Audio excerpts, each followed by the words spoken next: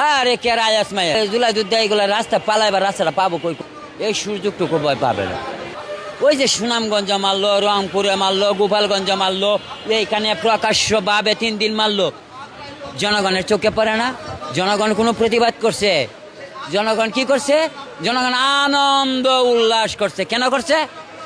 একবার তোদের কানে তোদের ডাকে গেছিলাম, দেশ নষ্ট করলি, এইবার যদি যাস ডাকস তা আমরা যাব না, তোদেরকে মারলে আমরা খুশি হব।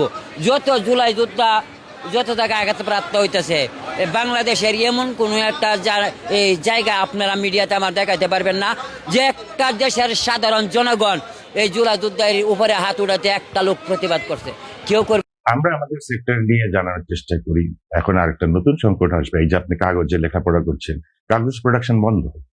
আপনার এনসিটিভি যে বই খাতা আপনি যে ছাপাবেন স্কুলের কই, সরকার তো একটু চিন্তিত না যে ফ্যাক্টরি বন্ধ হলে আমি বই খাতা বানাবো থেকে?